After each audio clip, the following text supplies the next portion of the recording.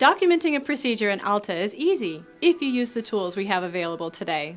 I'm going to show you how you can quickly and efficiently document a procedure using the Usability AIM form for procedures and a good default template. This particular patient just had a skin lesion removed. I've opened the patient's record and we're in the current encounter view.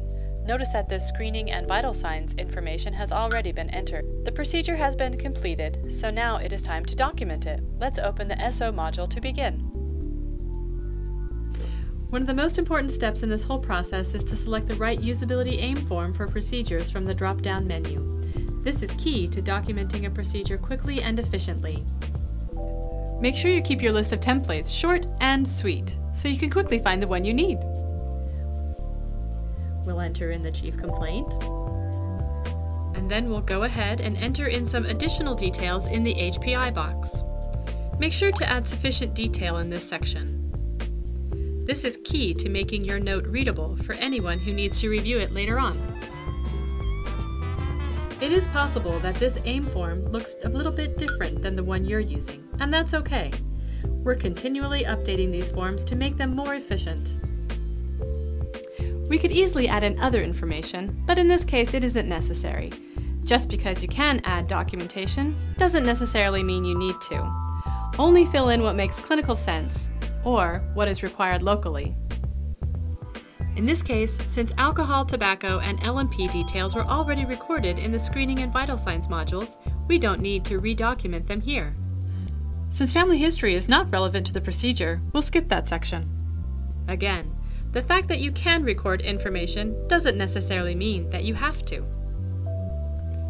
We've reviewed current medications and the patient's medical history, so let's check those boxes.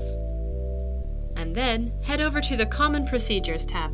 Since the procedure has already been completed, start by filling in the top half of this form. Hit the Click All button because we've covered all of the items under this section. You could deselect any specific item if you haven't covered it, but in this case, let's leave them all selected. We verified that the signed consent form is in the chart. Then add the timeout time and the procedure start time by filling in the blanks in the free text box below.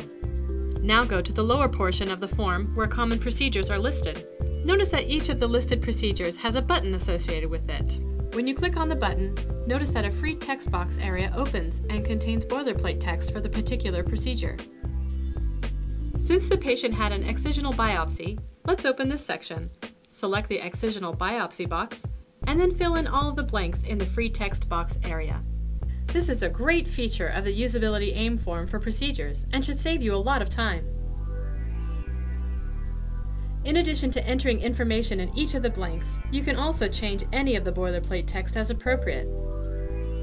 In this case, I'll say, without epinephrine. And now let's go to the AP module to enter in diagnosis and procedure information. We're now in the Diagnosis tab. You may be thinking that I should drift over to the search box to select a diagnosis. Searching this way is not allowed. Instead, use your default template to get through this step quickly. I'll simply hit the home icon to get to my default template. I find the diagnosis I want, and all I have to do is double-click on it, and it will show up above. And I'm going to the Procedures tab, and my default template shows a short list of procedures. I'm going to double-click on Skin Biopsy, and the information will show up above. Note that I don't even need to click on the Add to Encounter button. Then we'll head over to the Disposition module and finish up.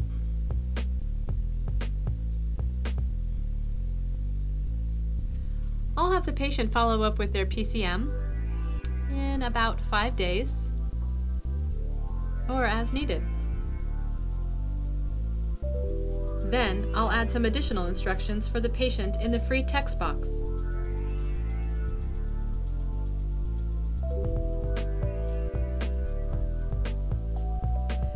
And we've reviewed with the patient all items listed in the Discuss section. Since I evaluated the patient and performed the procedure on the same day, a 3-level is appropriate for this very focused, straightforward visit. Much of the RVU value in this case is from the CPT code. I'll go up and click on the Sign button, enter your password, hit the Sign button, and you're done! Yeah! now open the note in the previous encounter module to see that this note is readable and might even be something you'd be proud for someone else to read. So now we're done with this note, and we're ready to see the next patient.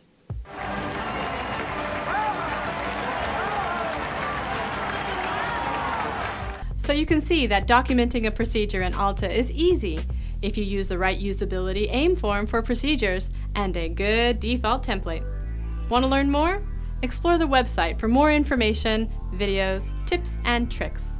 Thank you for watching this AHLTA training video.